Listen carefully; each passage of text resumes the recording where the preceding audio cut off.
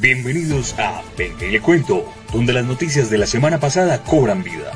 Prepárense para un recorrido informativo y un profundo análisis político. Hoy, con la periodista y directora del programa, Juanita Guzmán.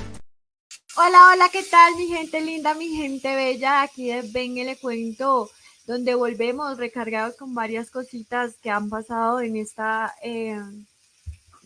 segunda semana del mes de marzo. Vamos a saludar a Paolo. Paolo, ¿cómo estás? Hola Juanita, buenos días para ti, buenos días para todas las personas que nos están acompañando, felices, contentos, 17 de marzo, esta semana va a estar potente porque vamos desde un día cívico, haciendo un mini spoiler, juega la selección, tenemos tormenta política y cerramos con un festivo, así que seguramente tendremos mucho que hablar en esta próxima hora de emisión. Exactamente, David, así que nos vamos con el resumen de las noticias de hoy.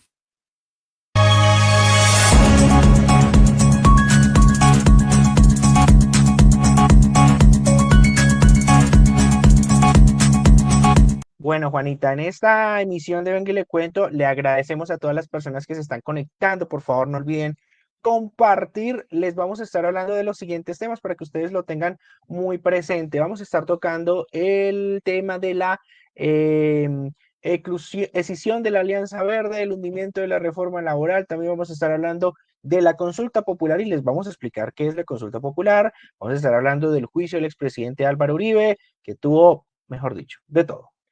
El chat y la pelea de Álvaro Benedetti con el exdirector de la DIAN, más conocido como Mr. Taxes, el laberinto de la salud, porque sigue incrementándose los problemas para las diferentes EPS, el embargo de EPM y el rifirrafe que tienen con las cuentas del gobierno.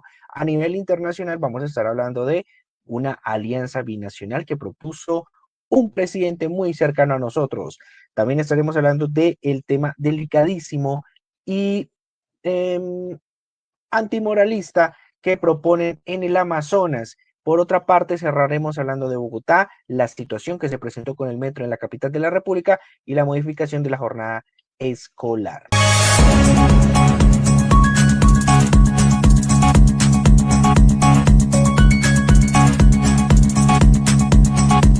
Sí, varias cosas las que se vienen para tocar y justamente pues yo quiero arrancar, Juanita, si tú me lo permites, hablando de la decisión que está afrontando la colectividad del Partido Verde porque hay una división, ahí ustedes están viendo, voy a explicarles rápidamente.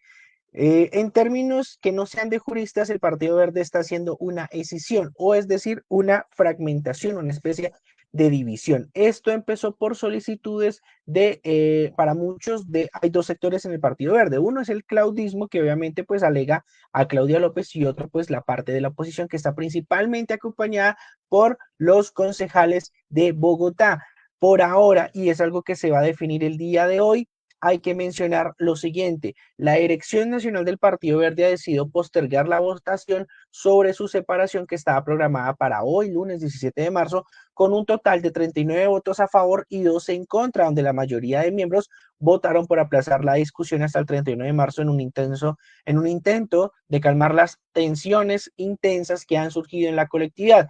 Esto precisamente por las diferentes situaciones en las que han estado. Por ejemplo, y ustedes ven a nuestro queridísimo Fajardo justamente hablando de Claudia López, porque han habido ciertas situaciones en las que Fajardo inclusive también se ha metido. Recordemos que Fajardo pues tiene su pasado en el Partido Verde y ha señalado que Claudia López está buscando generar esta división con fines políticos, con fines de fortalecer su candidatura a la alianza a las elecciones presidenciales y obviamente pues también tener apoyo de un sector del partido. Así que hay decisiones. Esta semana pasada, la verdad que tuvimos mucha polvareda, tal vez fue el partido político con más movimiento, y de hecho que Angélica Lozano también, sabemos bien su papel en el rol de la vida de Claudia López, pues ignoró los reclamos por la injerencia de Claudia López y mencionó que el lunes, o sea hoy, se haría realidad esta decisión. Catherine Miranda, J. Hernández, Cristian Avendaño, Alejandro García y Carolina Giraldo son ese bloque que ha buscado generar esta división dentro del partido. Así que vamos a ver qué es lo que sucede, porque Angélica Lozano mencionaba en días pasados que esta decisión estaba muy cercana al 90%, pero pues obviamente el viernes hubo un cambio en todas las decisiones y pues se pospone hasta el 31 de marzo, algo que puede irse como un pequeño golpe bajo para Claudia López, en este caso, en esta intención de llegar justamente a fortalecer su carrera presidencial. Así que delicado, la verdad, porque recordemos, no solamente ahorita, sino también en los tiempos de Antanas Mocus, el Partido Verde, cuando estuvo en esa pelea con Juan Manuel Santos, pues se consolidó como una fuerza supremamente importante en nuestro país, incluso ya en ligas mayores como lo es una carrera presidencial, y pues ahora haría lo mismo que hace un par de años hizo el Polo Democrático, cuando también mediante este mecanismo logró su separación. Claro, David, y es que lo que pasa es que obviamente la ponencia salió porque senadores como Angélica Lozano, Catherine Miranda, Catherine Juinado, Cristiana Avendaño, Alejandro García y Carolina Giraldo dijeron, no, ya no estamos dentro de esos lineamientos, hagamos la ponencia, saquemos, como que dividamos el partido, bla, bla, bla, y en plena reunión dicen, llama, o sea, prácticamente llama a Claudia López diciendo, listo, yo voy a respaldar pues la decisión, así que pues me tienen que respaldar a mí y pues yo siento, buscan una libertad para decidir y con esto prácticamente no la tienen, porque es decir, sí o sí tenemos que ir a favor de Claudia López. Claudia López, recordemos que se salió del partido en el 2024, entonces yo siento que eso fue una mala jugada ahí, por eso mismo también tuvieron, o sea, dijeron el tema de como que no. Yo te cito, aquí dice, creo que Miranda, sí, Miranda dice, dijo que le teníamos que dar el aval a ella para la presidencia y que ella iba a incidir en la toma de decisiones. Entonces dice, no queremos claudillismo, no queremos estar en un partido que apoye ciegamente a Petro, pero tampoco uno que mande Claudia. Entonces, pues es interesante. También dijeron, Claudia manifestó que ellos, las directivas, no iban a autorizar la exhibición por su diligenciamiento y gestión, por lo que debíamos darle, perdón, Claudia manifestó que ellos, las directivas, nos iban a autorizar la incisión por su diligenciamiento y gestión, por lo que debíamos darle apoyo estricto para que el nuevo partido de ella mande y sea la candidata presidencial. Angélica Lozano respondió que qué pena, pero la situación iba a ser así, así que prácticamente de malas, ¿sí? Y por eso pues J. Hernández, Catherine Miranda, Cristiana Vendaño, Alejandro, pues dijeron, pues no, o sea, ¿y yo por qué tengo que apoyar eso, no? Es que, qué necesidad. Pero sí es interesante el tema, David, de cómo se está nuevamente colocando el tema de los partidos. Yo siempre he dicho que en Colombia hace falta como reglamentar eso, o sea, no debería haber tanto tampoco partido, o sea, no sé, ya siento que se salió de control. Yo escuché un dicho muy absurdo alguna vez, Juanita, y te lo quiero compartir, y es que en Colombia hay más partidos políticos que equipos de fútbol e iglesias cristianas. O sea, tú levantas una piedra y ahora aparece un partido un partido político. Entonces es bastante, o sea, no hay, si bien la Constitución de 1991 y el fin del Frente Nacional acaban con ese bipartidismo que ya teníamos conocimiento de partidos como la Unión Patriótica, el M19 como organización política, el nuevo liberalismo, el Partido Comunista, pues ya después de la injerencia de la Constitución de 1991, pues empiezan a llegar nuevos movimientos, pero el espectro hoy es que prácticamente los iniciales o los que conocíamos como liberales y conservadores, pues prácticamente pasan a ni siquiera segundo plano, tercer, cuarto plano, y si mañana tú y yo montáramos una fuerza nueva, seguramente ganaríamos adeptos y seguramente hasta podremos llegar a la carrera presidencial, desaparecemos, pero nuevamente aparecemos conforme cada elección y así básicamente se puede montar un partido político en este país. Es muy fácil y no hay reglamentación como tú dices. No, David, y aparte que si nos ponemos a analizar los partidos que hay, son liberales y conservadores disfrazados con otros nombres, o sea, es como no me gusta tal cosa, entonces saquemos un partido que tenga estas y estas características y siento que eso ya se volvió una burla política porque tantos partidos, por eso mismo también se divide a la gente y no hay como realmente una fuerza, ¿no? Pero bueno, Sigamos, David, sigamos con nuestra reforma laboral, David, porque imagínate que pues la bajaron. De 8 a 14 congresistas que entregan la Comisión Séptima del Senado firmaron una ponencia, digamos que pedía el archivo de esta reforma, lo cual pues así pasó.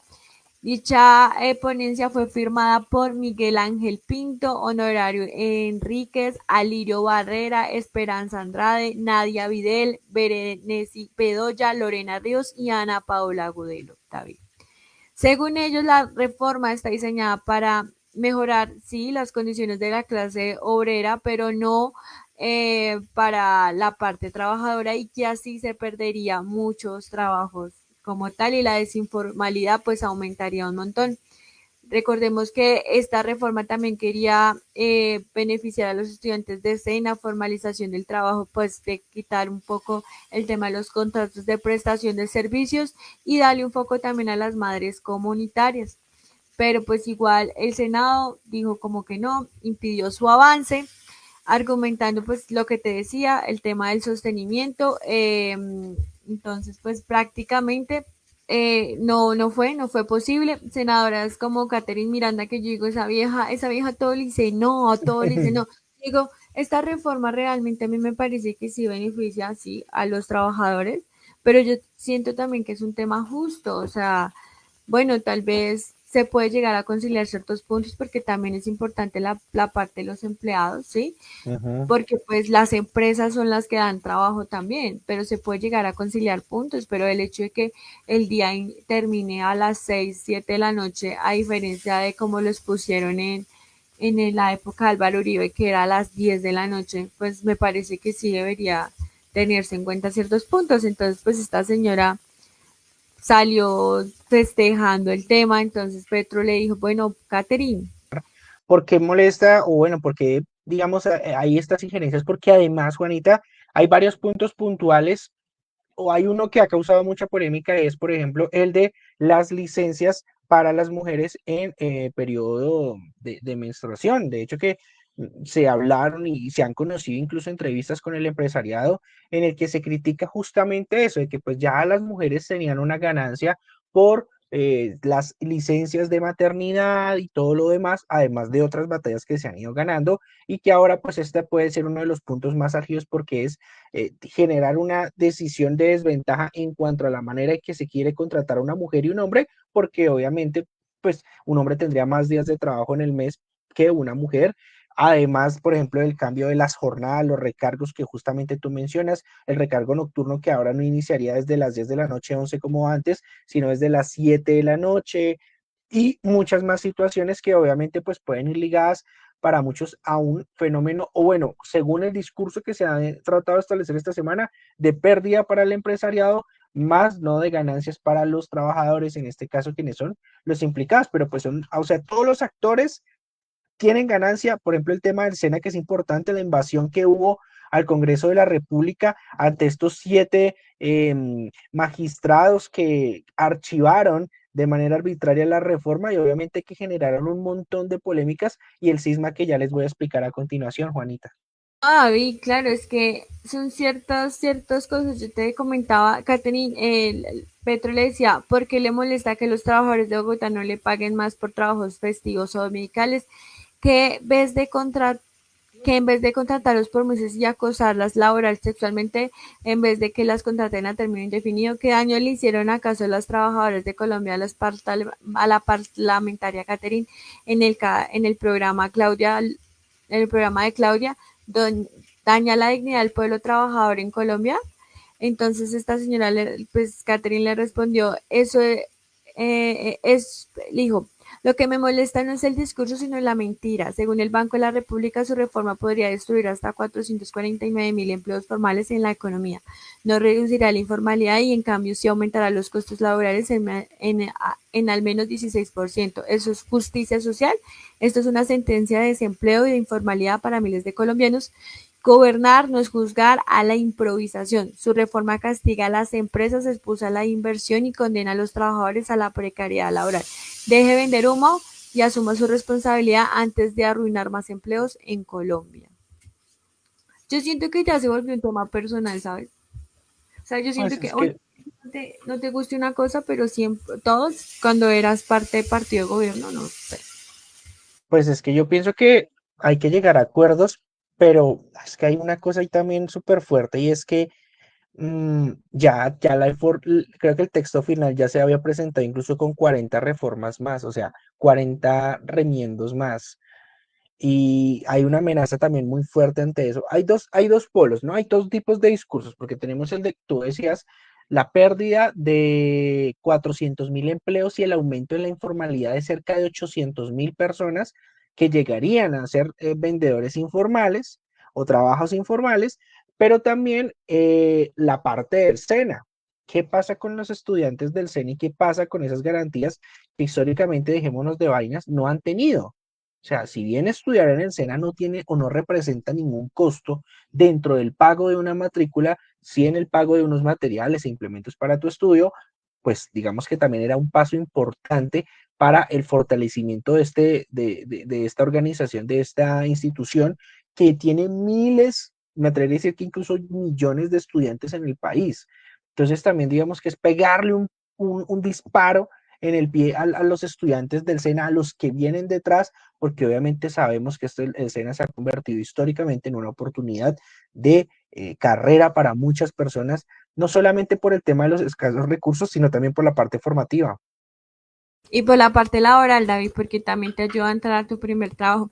Yo quiero que antes de que pasemos a la siguiente, escuchemos el siguiente video. No solo a movilizarse, sino a decidir. Y la manera como la Constitución de Colombia permite que el pueblo decida directamente se llama consulta popular. El gobierno nacional va a convocar una consulta popular para decidir sobre la reforma laboral y sobre la reforma a la salud en Colombia. Que sea el pueblo el que decida. Las leyes determinan cómo se convoca y qué tiempos tienen para hacer una consulta popular. Vuelve a pasar por el Senado, pero ya en una comisión no de 8, sino de su plenaria. No querían que este proyecto pasara a la plenaria, pues ahora pasa, pero no para definir el contenido del proyecto ya, sino para decidir si se convoca al pueblo o no. Nosotros creemos que la plenaria del Senado de la República debe convocar al pueblo. David. Mm, Es un tema muy delicado, se llegó incluso a hablar de temas constitucionalistas porque puede verse como una especie de agitación o principios de una dictadura, pero no vamos a ser extremistas porque me acabas de hacer el puente a la siguiente noticia. El día de mañana, el presidente de la República y las fuerzas aliadas y todo el país, o lo que se espera sea una gran mayoría, o al menos la facción que apoya las ideas del presidente Petro, entran en actividades de día cívico, aunque hay que mencionar que varias ciudades a lo largo del país se han manifestado en contra de esta medida. Bucaramanga, Villavicencio, Cali y hace un par de horas Bogotá, con una información que compartió el alcalde mayor Galán. Hay que mencionar que este día martes, según lo que mencionó el pasado 14 de marzo el presidente, será el día cívico, la campaña por el sí, lo que busca indicar que ya se inician los procesos para una consulta popular en la que se someta a votación las reformas del presidente que por el momento, del gobierno nacional, que por el momento no han avanzado. Con este plan, con este objetivo, con esta meta, pues se busca también generar la movilización de miles de personas, centrales, obreras, agrupaciones, organizaciones, campesinado también, que buscará pues apoyar las ideas del presidente. Y por otra parte, pues también se menciona que el presidente enfatiza en que ningún patrón podrá despedir o decidir que despida a un trabajador por defensa de sus propios derechos porque violará la ley. Hay que mencionar también que el día termina pues a las 6 de la tarde. En cuanto a ello, las marchas desde el día de mañana se tienen previstas desde las 8 de la mañana en varios lugares o casi todas las plazas del país, y es tal vez, Juanita, inclusive se habla de que es una jugada política o un termómetro, lo que siempre hemos hablado, Juanita, el termómetro de las marchas, para ver qué tan fortalecido llega el presidente la coalición de gobierno de cara pues a la siguiente movida, porque hay que hablar de que la consulta popular necesita un margen de votación de cerca de 13 millones de personas que son las electoras para votar. Recordemos que hayamos tenido una consulta popular en este país y sorpresivamente pues fue el tema de la consulta anticorrupción promovida por Claudia López, que obviamente no ganó, y es como el antecedente que tenemos, no ganó porque pues obviamente por la elección, ahí es una pregunta cerrada de sí o no, y obviamente pues tiene que haber también un umbral de votos ganadores para que se pudieran efectuar los cambios tanto en el Senado como en la Cámara de Representantes. Pero pues digamos que la pregunta, pues lo que dice el presidente, incluso ya se ha hablado de un bosquejo de preguntas, pero pues obviamente tienen que ser preguntas claras, concisas, contundentes, para que pueda entender la ciudadanía y que se tienen que esgrimir en respuestas de sí o no. Así que ya también digamos que inicia la campaña de ello. Es tal vez una de las noticias más importantes, por no decir la más importante de esta semana, y ahí ustedes ven algunas de las réplicas, por ejemplo, Bruce McMaster, quien menciona pues las siguientes preguntas o propuestas de preguntas populares para la consulta popular dentro de ese borrador que ya empieza o que ya mencionó el presidente Petro que está elaborando. Claro, David, es que esto literal era como venir a medir cómo va a ser la cara o cómo va a ser la suerte de las elecciones de la parte del petrismo, ¿sí? O sea, de la izquierda, porque igual hay un incierto porque tampoco hay candidato, o sea, no hay un candidato fuerte, puede venir a medir varias cosas interesantes, ¿sabes? La idea de ellos es que se aprueben o digamos que el día de mañana salgan como unas preguntas ya bien establecidas para pues para que digamos que esto digamos que aquí sé que 7 decretos que esperan salir listos para realmente con lo que tú dices, con respuestas sí no, para saber, bueno, qué va a pasar con el tema. Adicional a eso, pues Sanguino dice que la idea es aprovechar como estas consultas interpartidistas que se realizarán en octubre para pues ahí mismo también sacar pues la consulta. Igual me parece mucho tiempo, ¿no, David? Porque pues igual falta todavía un tiempo determinado y pues todavía que las reformas no avancen también es un tema para el gobierno importante. En sí, lo que dice la oposición es que pues es un jurgo de plata que se va a venir a gastar, son 400 millones de pesos que se va a gastar para hacer como este bosquejo con el tema de las consultas. Y lo que más me preocupa en este caso, ¿sabes qué es, David? Igual tiene que pasar por una aprobación, sigamos, listo. Veamos el caso en que llegue a ganar la consulta, ¿sí? Si ahí la consulta y gana el gobierno, tiene el mandato político, pero igual el Congreso tiene la última palabra, entonces no es como que ya, listo, ya aprobó, venga y la pasamos de una vez, ¿sí? Y si la consulta busca, o sea, digamos que la consulta puede que tenga dos focos, ¿no? El foco número uno es que busque el respaldo ciudadano, pero igual tiene que pasar por el Congreso y ser aprobado, o sea, no se puede quitar ese primero. Pero si la consulta busca aprobar directamente la reforma, ¿sí? No se podría porque según hay un acto legislativo que es el artículo 52 de la ley 134 que dice no se podrán ser objeto de consulta populares proyectos de articulado. Y adicional, esto podría ser pues un tema que ya entre a hablar o impugnar la Corte Constitucional, porque puede decir que la consulta no está bien establecida, por lo que te digo de este artículo que dice que eso no se puede hacer. Entonces, igual, o sea, no sé, yo siento que es más como para medir qué tan fuerte está la izquierda en comparación con los otros partidos o con los otros frentes políticos. ¿Por qué? Porque pues igual no es que se haga mucho, ¿sí? O sea, por una parte, pues sí se vería el apoyo de Colombia hacia Petro y las reformas, y por otro lado, pues igual tiene que ser aprobado por Congreso, o sea, no se puede pasar. Lo único es como pasar ciertos artículos por decreto, pero no toda la reforma. Puede empezar mal y puede terminar muy mal.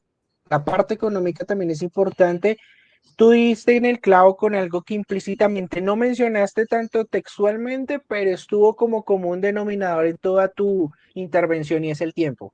Porque va pasando el tiempo, porque va pasando el tiempo y ese tiempo que se puede emplear para fortalecer otras iniciativas se va a centrar específicamente en esas tres reformas. Pensemos en negativo.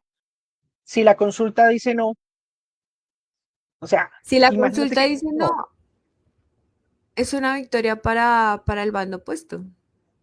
o que no se logre el umbral, que gane el sí, Igual. pero no con todo el umbral, que gane el sí, pero con 6 millones, que gane el sí, pero con 10 millones, también es una derrota. Entonces, es un escenario donde es muy, o sea, en este momento el fraccionamiento es muy fuerte y mañana vamos a ver un termómetro de lo que pueda pasar. Las calles siempre van a ser un termómetro más que las encuestas que ustedes ven en televisión, lo hemos dicho acá, pero la verdad que el tema del tiempo sí a mí me afana, me preocupa, porque si mal tengo entendido, la votación sería en el mes de octubre, o sea, como entre septiembre y octubre, o sea, falta un jurgo de tiempo para La ello y tercera semana de octubre, David. O sea, imagínate, mes de prácticamente entre elecciones. octubre y noviembre. Sí, o sea, Y además que ya está acabando también el tiempo de gobierno, ya arrancará para ese entonces campañas presidenciales con vistas a las elecciones que son en marzo del año entrante, o sea, no, y muy que denso.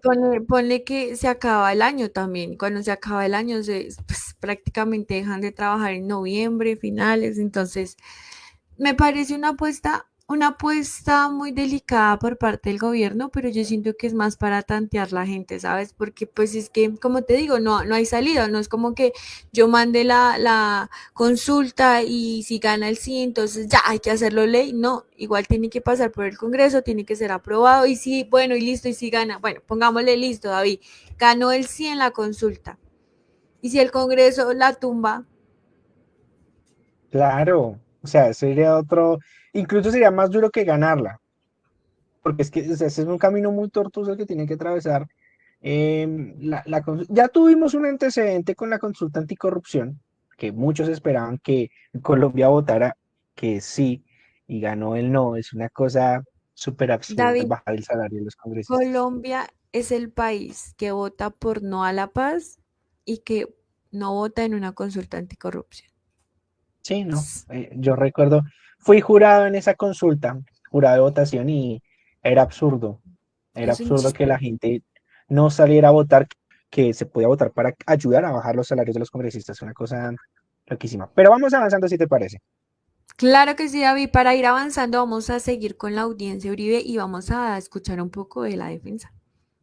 Yo compartía dormitorio con Salvatore Mancuso y en una día me dijo, por aquí hay una comisión de Colombia de la doctora Piedad Córdoba con el señor Iván Cepeda, que creo que para esa época no era congresista, y el doctor Rodrigo Lara. Ellos quieren hablar con usted. ¿Usted saldría a hablar con ellos? Y yo no tengo ningún problema. Déjeme, yo hablo con mi abogado y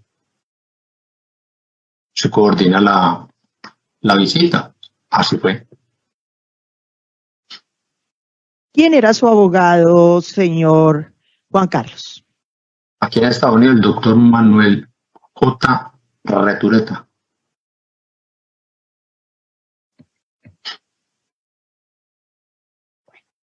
Concretada esa visita, cuéntele a la audiencia el desarrollo de la misma. ¿Qué pasó en esa reunión? Nada, ellos llegaron. De hecho, recuerdo que yo estaba muy enfermo porque tenía. Pues este es una de las testigos de la defensa en contra de lo que ha venido diciendo, por ejemplo, el testigo estrella que se supone que puede ser Mancuso, ¿sí? Y también, ay, se me fue el otro nombre del que estuvo anteriormente compareciendo, ¿me lo recuerdas rápido? Porque yo, de hecho, que tenía la semana pasada esa noticia.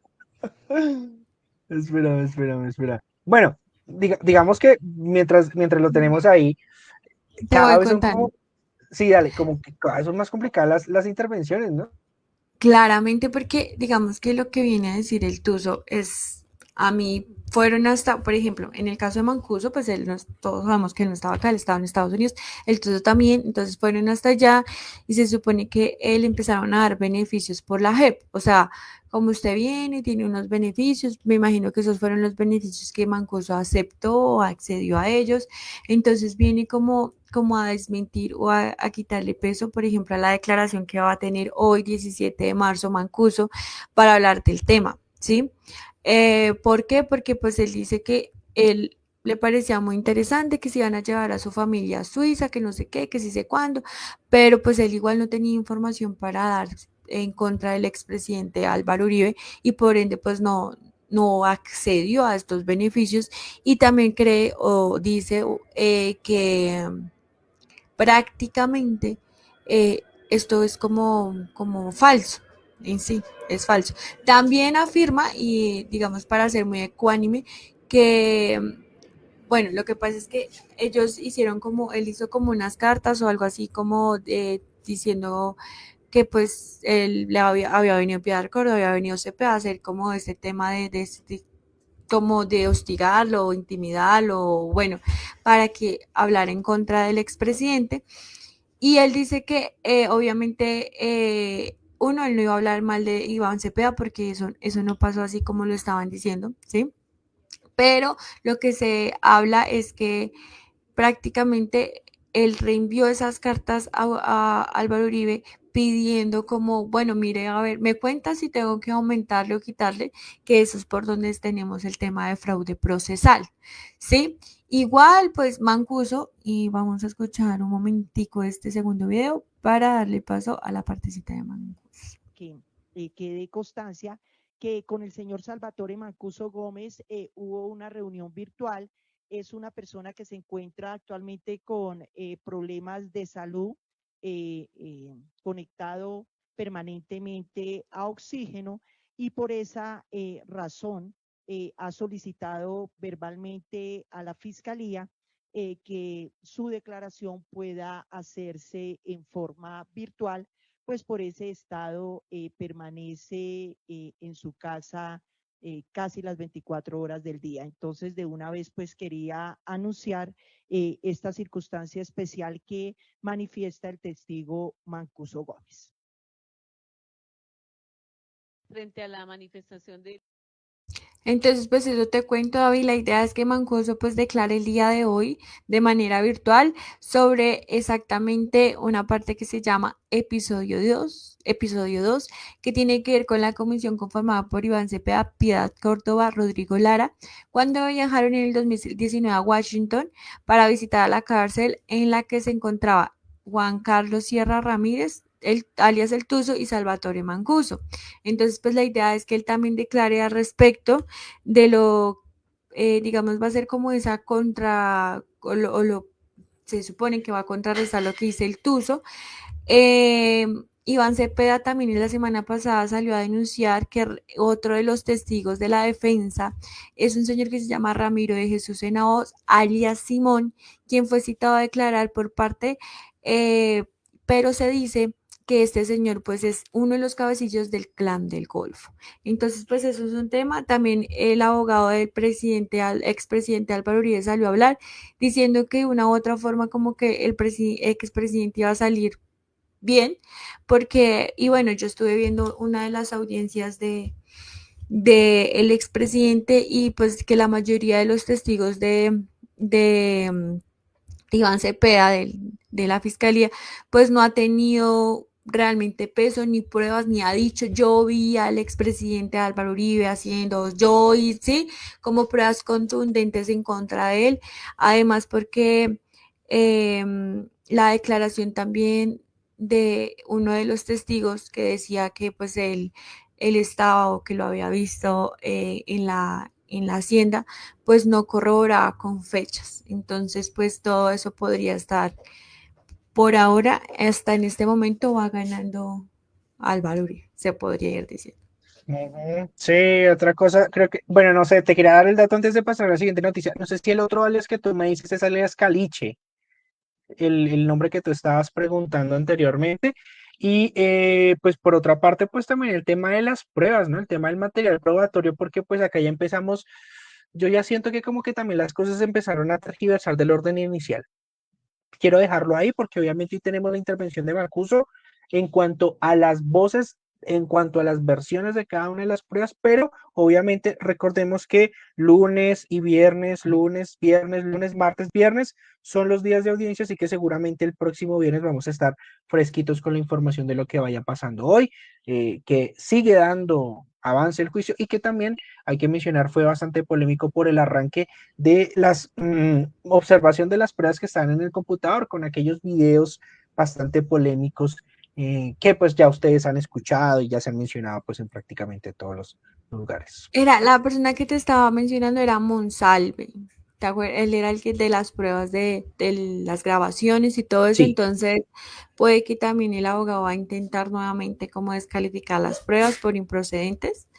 Pero pues esperar, porque pues hay algo que tiene razón hasta ahora y es que no se ha dicho textualmente, venga, esto pasó así, así, así. Sí. Y pues hay otros testigos que dicen como, yo no me acuerdo, pero entonces pues no hay como realmente pruebas al tema. Entonces yo creo que sigamos, igual vamos a estar muy pendientes de esta noticia. Así es, Juanita, así que rápidamente vamos avanzando, 7:46 de la mañana. Hay que mencionar, Juanita, que ahora tenemos que hablar, Dios mío, yo quisiera, a mí me cae muy bien Mr. Taxes, pero para tenerlo de amigo me da miedito. Porque ahí ustedes están viendo la captura de Catherine Juinado que mencionaba, bueno, rápidamente un rifirrafe entre Armando Benedetti y Mr. Taxes o el exdirector de la DIAN y también exministro, justamente que ha estado pues ventilando unos chats, Luis Carlos Reyes, perdón, Luis Carlos Reyes, quien estaba comentando unos chats en unas capturas de pantalla en las que Armando Benedetti en tiempo pasado le recomendaba ciertas direcciones de la DIAN, a lo cual pues obviamente también se generó la discusión donde Benedetti responde que en la época de Mr. Taxes o de Reyes, cuando estuvo como director de la DIAN, aumentó el ingreso de contrabando en el país. Lo habíamos anticipado en este espacio de que cuando se hablara de Papá Pitufo, seguramente muchas cosas se van a empezar a hablar de la DIAN y tanto de ida como de vuelta se habla de que hay rabo de paja. Katy Jubinao y muchas organizaciones, muchos representantes pues han estado criticando la publicación de estos chats de Reyes, quienes menciona, pues obviamente ustedes pueden ver ahí textualmente donde Armando Benedetti hace estas sugerencias al director de la DIAN y obviamente pues generan un montón de reacciones. Ya Gustavo Bolívar, por ejemplo, mencionaba en días anteriores que los políticos deberían usar chaquetas de patrocinadores como los pilotos de la NASCAR. Entonces sabemos quién es su dueño.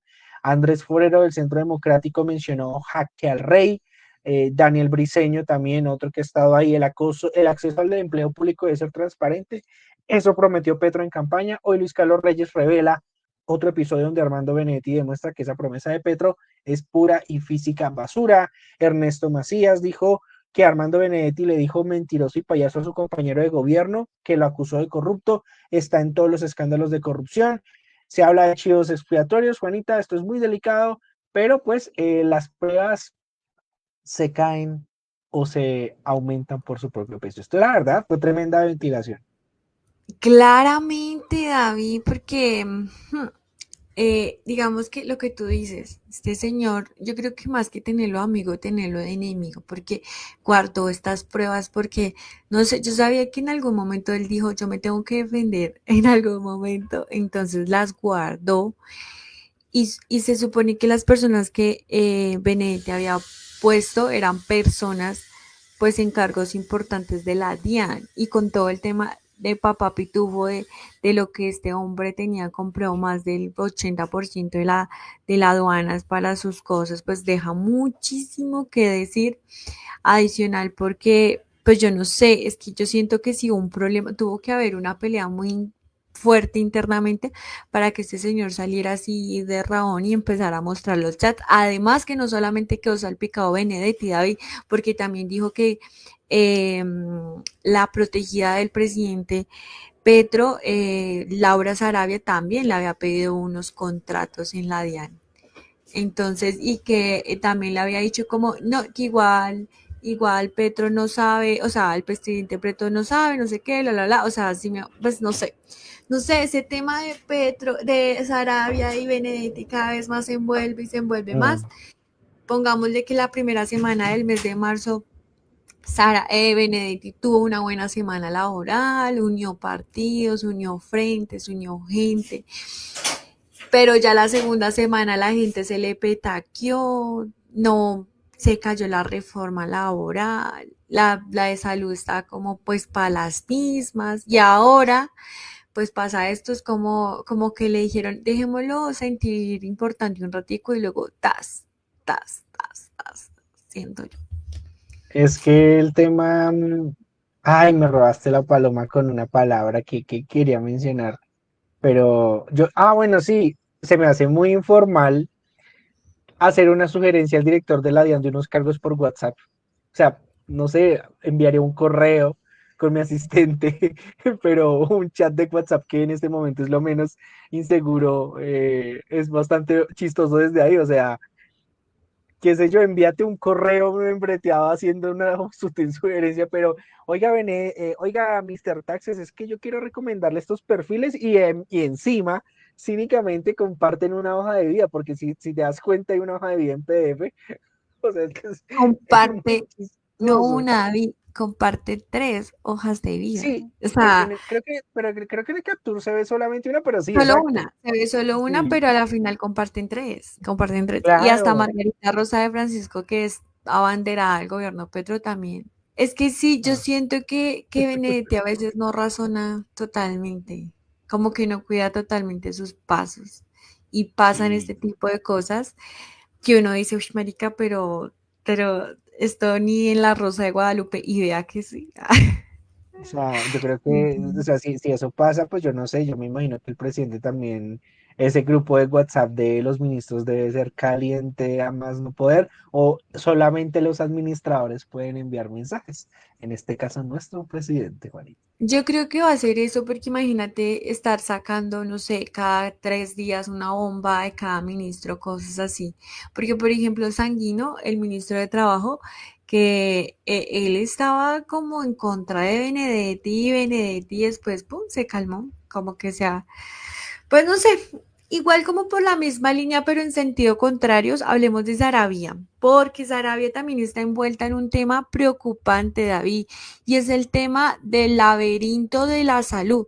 Ya se ha mostrado en las investigaciones de la W que Sarabia fue como esa madrina, le dio como esa cuna, esa ala, esa protección a Daniela Andrade. O sea, ¿quién no quiere ser Daniela Andrade para no tener el ala de la mano derecha y la consentida del presidente?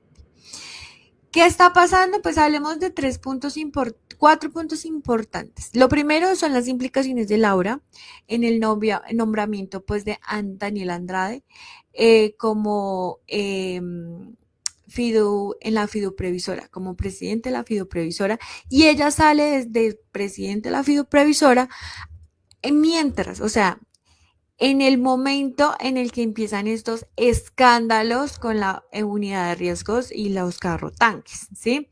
Entonces ella le dice como, esto se está poniendo feo, y se va. Ya luego ella llega y la ponen como en un cargo también, que se dice, que no, o sea, que es muy cuestionable porque pues para llegar allá también se necesita como, o sea, más que palanca, es como llevar como cierto tiempo, y es como notaria. Entonces, como que bueno, viene ahí como este tema, y se supone que ahí es donde entra Daniela Andrade, y es que ella también autorizó y firmó o fue parte de lo de los carrotanques. Por eso también ella sale como ese ala. El punto número 2 viene el control político en la dispensión de medicamentos. Entonces, se ha evidenciado que distribuciones de medicamentos ha sido manejada por empresas vinculadas al partido de la U. tras la implementación del nuevo modelo de salud para los maestros. Son los que más se han visto afectados y ellos también han denunciado este tema. Se configuró una red de proveedores de medicamentos sin estudio de mercado previos, lo que permitió que las empresas relacionadas con políticos de dicho partido se beneficiaran con contratos lucrativos. También las entrevistaron y ellas dijeron, nosotros hemos realizado la labor hasta donde se puede, pero pues David, seguimos como en vilo porque pues igual les tocó volver a los proveedores anteriores para la entrega de medicamentos a los maestros. Adicional, sigue el desvío de fondos en la atención de la población carcelaria. Entonces ahí entran los de las cárceles. Se describió que políticos corruptos han desviado recursos destinados a la atención de salud de personas privadas de la libertad a través de contratos gestionados por la fiduprevisora. Se asignan fondos a uniones temporales que incluirían instituciones prestadas de servicio de salud, IPS y vinculadas a políticos, afectando la calidad. Y por último, viene y entra la crisis financiera del sistema de salud.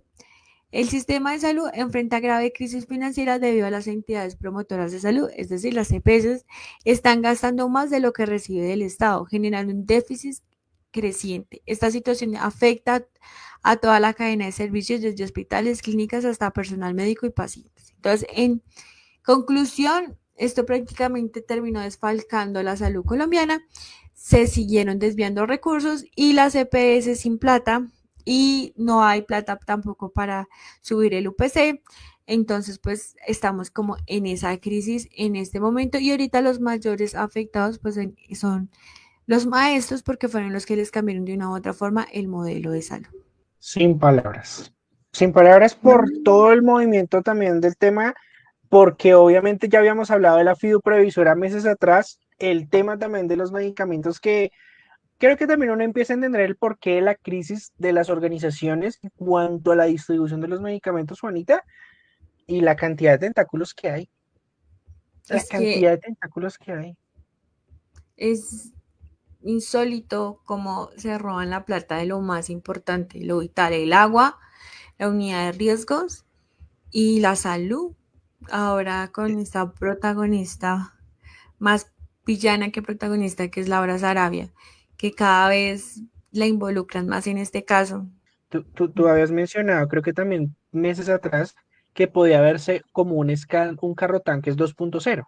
Y creo que ahí ya nos estás dando la introducción a lo que puede ser justamente este tema y este detalle con el manejo de los suministros de los implementos para la salud y todo lo que puede pasar de aquí en adelante, que apenas, como siempre pasa, es la punta del iceberg porque nunca sabremos toda la verdad completa, pero pues ahí está justamente donde la conciencia crítica debe aparecer y estar.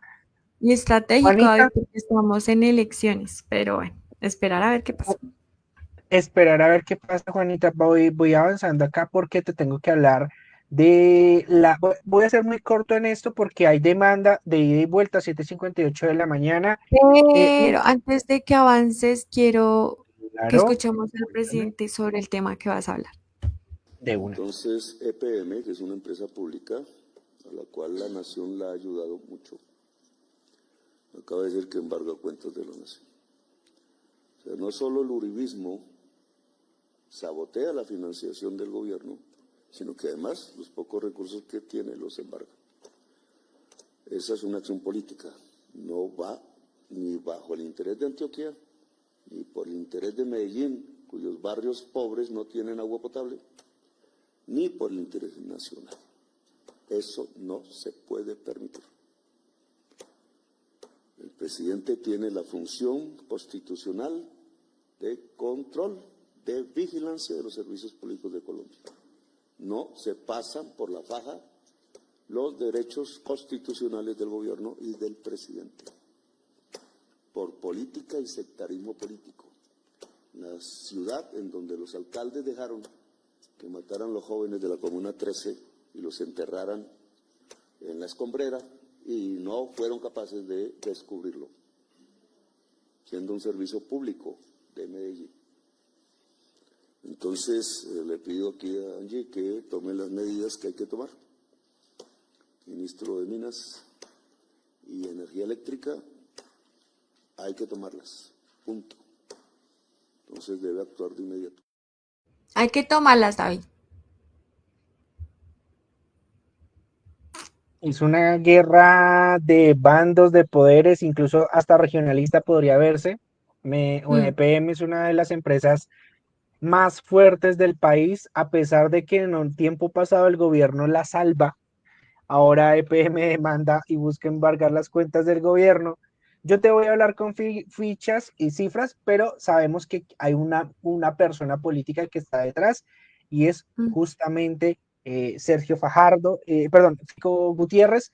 Fico Y Gutiérrez, sí. hay que mencionar lo siguiente.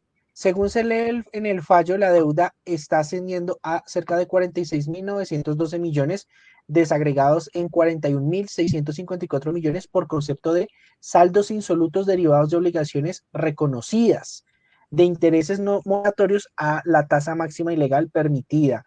Y obviamente, pues Fico salió a celebrar esta decisión mencionando que tuvieron que recurrir a las vías judiciales tras no lograr respuesta por parte del gobierno Petro. La réplica de Fico, Juanita, te la voy a leer porque acá la tengo, es: la justicia nos da la razón, hoy ordena embargar las cuentas del gobierno nacional. Esto es insólito, la verdad. Es bastante insólito que una empresa pida embargar las cuentas del gobierno nacional por deudas que tiene con EPM y sus filiales. El gobierno nacional aún no paga la totalidad de subsidios a la tarifa de energía para los estratos 1, 2 y 3, que desde el año pasado debe a EPM y sus filiales. Intentamos por muchos medios abrir canales de diálogo, pero nunca hubo respuesta. Ahí está, pues, obviamente, la respuesta del presidente Petro en el pasado Consejo de Ministros, que fue el día lunes. Hoy seguramente estaremos atentos a qué puede pasar también en cuanto al Consejo de Ministros, pero sí, ahí está, justamente, ahí está esta era la réplica que quería encontrar. Petro ya no se comporta como un dictador, la venganza no tardó mucho, se quiere tomar a EPM y Petro le responde pues con la imagen de dictador y la pelea que hay con EPM. Es fuerte e insólito, inesperado, o bueno, sí, tal vez previsible, porque es prácticamente un gobierno contra una ciudad, una empresa contra un gobierno, pero dos bandos políticos en medio de esta cortina. Exactamente, David. A veces, además, recordemos que el presidente dijo, listo, me va a embargar. Entonces el ministro de Minas dijo, nosotros vamos a ir a hacer auditoría a EPM. Como que esa fue la respuesta para contrarrestar el tema. ¿Qué es lo que pasa con los subsidios, David? Y es que, pues tú sabes, la nación subsidia una parte de los recibos, en este caso la luz, porque es por la luz que están haciendo esto, de estrato 1, 2 y 3. Entonces, el estrato 2 tiene un subsidio del 60%, el estrato 1 del 60%, el estrato 2 del 50% y 15% para el estrato 3. Qué triste, deberían ser un poquito más. Y ellos dicen que no se les ha pagado, pero pues el gobierno de Gustavo Petro dice que pues hay un déficit económico, que por eso digo, ¿para qué la consulta? Pero en fin, hay un déficit económico de 12 billones de pesos que dejó el anterior gobierno. Entonces, que por ende ha sido complicado seguir con los pagos, pero aún así ellos les han estado pagando y han pagado alrededor del 80% de los subsidios, que sí les hace falta un tema, pero pues tampoco. Y adicional a eso también dice, usted no puede venir a embargar las cuentas del presidente, eso no está por ningún lado, eso no eso es inconstitucional. Entonces, pues eso es lo que van a quitar con la sentencia, pues porque pues el juez de Bogotá puede pensar lo que quiera, pero pues no puede pasarse por la ley. Pues nada, esperar a ver qué sucede con el tema, David. Vámonos con nuestras noticias internacionales.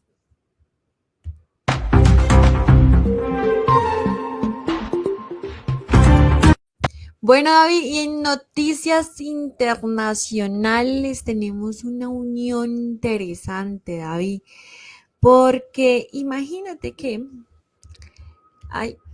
voy por acá, temas con más. Maduro le propone a Petro una zona binacional de desarrollo entre Catatumbo y Táchira. Esta propuesta busca impulsar el proyecto de desarrollo productivo en la frontera mediante la participación de los sectores públicos y privados en el país. Entonces, teniendo en cuenta que en este momento estamos en una crisis humanitaria en el Catatumbo, que ha dejado decenas de muertos, desplazados, pues está en una locución, en un discurso que hizo el presidente Petro en Tibú, planteó construir una carretera que conecte La Gloria con el Cesar, con Norte de Santander, facilitando la integración económica. Pues ahí entró a hablar después en una locución presidencial Maduro, diciendo que le parecía interesante. Esta iniciativa plantea inversiones conjuntas con sectores como la agricultura, la agroindustria y el turismo bajo un esquema de cooperación público-privada. También el jefe de Estado venezolano destacó que el objetivo es fomentar el crecimiento económico, social y limítrofe, que esta propuesta no solamente busca como esta apuesta económica, sino también abordar los problemas sociales de manera integral, como la situación de cultivos ilícitos, la mejora de la educación, la alfabetización y el acceso a la cultura y el deporte. Por ahí también estuvo Tipatiño, pero él ya se encargó ya de hablar de la parte de la paz, diciendo pues que bueno, que el ELN tiene que reestructurarse para en algún momento volver a hablar de paz. Eso pues te cuento. ¿Qué opinas, David? ¿Qué opinas de esa relación? Ay, Juanita, pues muchos temas a mencionar. Obviamente la Alianza Internacional para muchos es bastante polémica por la parte de la inseguridad, por las situaciones que se están presentando en la frontera. Varias poblaciones del norte de Santander han decretado incluso toques de queda en las últimas horas por cuestiones de situaciones bastante complicadas en materia de orden público. Y bueno, para muchos también es una oportunidad para nuevamente generar un movimiento migratorio en favor de que muchas personas de la ciudad de nacidos en Venezuela puedan regresar a su país. La dinamización de la economía, que es algo que creo que incluso hasta cierto punto estuvo siendo, bueno, terrestre, era una de las fronteras más fuertes del continente, la frontera que hay entre Venezuela y Colombia. Obviamente, pues esto se ha perdido por todas las situaciones que ya sabemos, pero pues vamos a ver qué puede pasar con esta alianza binacional. Yo creo que Maduro también busca ganar. Es que, ¿sabes qué siento yo, Juanita? Maduro le pidió un favor a Petro que yo no sé si Petro pueda darle caso, porque Petro tiene tantos chicharrones en este momento. Obviamente no podemos dejar de lado la crisis migratoria, pero Maduro es como, hombre, necesito plata, necesito que me ayude con esto. ¿Será que? Y por allá el otro está consulta popular, peleas, Sarabia, Benedetti, o sea, Bogotá, sí, Medellín. Bogotá pelea con Galán. Oye, sí, qué curioso, es muy cierto, está peleado con dos de las ciudades más importantes de ese país justo en ese momento. Y Cúcuta creo que tampoco le está caminando mucho al presidente. Entonces, es un tema, o sea, Pero creo es que que el presidente se fue de frente, por ejemplo, en Bogotá con el sí, metro. sí, no, Y con pues ahorita está con la parte de PM, pero bueno, ya no era una sorpresa lo de Fico, o sea, sabía pues ese señor es así, pero pues no sé, este tema hay está un tema, incoherente. hay un tema que también hay que mencionar para cerrar, y es que Maduro se presentó como garante en medio del proceso de paz que se busca llevar en la región del Catatumbo, ¿no? Entonces, pues es un tema para revisar. Pero bueno, le vamos a dar desarrollo. 8:08 de la mañana. Juanita, quiero hablarte rápidamente de la insólita, inaudita apuesta de Lula da Silva de construir una autopista amazónica que puede causar deforestación. Así como lo oyen, lo que en alguna vez vimos en una película o que se nos mencionaba en el colegio, de que por favor, es un tema de verdad que es increíble, porque en finales de año, más exactamente en el mes de octubre, Brasil va a estar recibiendo una COP16 para hablar del medio ambiente y recibir expertos y todo lo que será de aquí a los próximos 4 años en cuanto a materia de medio ambiente. Pero la idea del presidente de Brasil es construir a fin de llevar más comercio, más transporte y obviamente pues en medio de la sede de este lugar que se va a desarrollar, pues se busca crear un tramo de 900 kilómetros desde Portobelo, cerca de Bolivia, es una población que se ubica cerca de Bolivia, hasta la ciudad de Manaus, que es la ciudad más grande de la Amazonía. 900 kilómetros, Juanita, es casi que un poquitico más que, bueno, un poco menos que atravesar Colombia en toda su extensión, pero pues son 900 kilómetros de selva, sea uno, sea un metro o 900 kilómetros, es importante, y lo que busca pues obviamente el presidente Lula Silva es crear esta carretera federal llamada BR 319, que inicialmente fue excavada en la década de los 70 por la dictadura militar de Brasil, y el proyecto luego se abandonó, y obviamente pues la selva fue invadida nuevamente, pero ha tenido algunos tramos que han sido pavimentados. Entonces, pues es una cosa de no creer la verdad lo que está pasando en Brasil. Las imágenes son bastante fuertes e insólito, pero Es así ilógico, con el es cambio. ilógico, es controversial, es, no sé, es doble moralista, porque vamos a ir a hablar de medio ambiente, del cuidado del mismo, pero vamos a ir a acabar con el pulmón del mundo. O sea, Lula decía, es que queremos mostrar la región como es, tal cual, digamos, tapar absolutamente nada, disfrazar nada, pero pues van a hacer una carretera que va a invadir la zona, en un lugar donde la deforestación ya es como el diario vivir. Entonces, no sé, me parece controversial ese tema. Ya están haciendo como el plano como tal, y pues tenaz porque es el pulmón del mundo. O sea, Sí, yo siempre listo, haga la COP en Brasil, pero hágalo en otro lado. Digamos, aquí en este lado lo hicieron en Cali. Imagínense si lo sí, hubieran hecho también en el Amazonas. O sea, sí, o sea, no se sé. puede hacer en Manaus, pero pues no, porque tienes que hacer una carretera, o hazla en Brasilia, que es una ciudad prácticamente construida por parte del gobierno, y que Exacto, es muy exacto, o reciente. sea, no tienes que hacerla. Es que en Manaus es un lugar, es por eso, es como si lo hubieran hecho en el Amazonas acá en Colombia. Obviamente, ¿cuánta gente no va a ir? ¿Cuánta gente no vino a la COP16 acá en Colombia? Mucha gente. Entonces, Sí, van a ir de una u otra forma a invadir, a sacar desechos, a hacer contaminación. Entonces, no hacemos nada. O sea, COP sería una burla realmente. Pero totalmente. bueno, a ver, pasemos a las noticias de Bogotá. Y bueno, para hablar de las noticias de Bogotá, ya para ir cerrando, tenemos que hablar de lo que pasó con el metro de Bogotá, Avi, porque imagínate que como que no les están pagando. Pues así es, el pasado 11 hubo una protesta que pues afectó al sistema o al tráfico como tal. ¿Por qué? Porque pues los empleados del metro dicen que no les han pagado, unos dicen que es el mes de octubre, a unos, o sea, como a unos subcontratistas, no se les han pagado. Entonces que pues ellos están exigiendo su pago, pues, como lo normal, ¿no? Bloquearon desde la calle 71 en Avenida Caracas, y pues ellos lo que manifiestan es que les están debiendo alrededor de 300 millones de pesos. Entonces, que ha sido como un incomplemento de pagos de los salarios, que tiene que ver con la concepción de la primera línea. Se habría encargado, digamos que son subcontratistas, son estas empresas que se encargan de prestar servicios de perforación, instalaciones de transporte, maquinaria y otras actividades que son de suma importancia para el montaje de la infraestructura.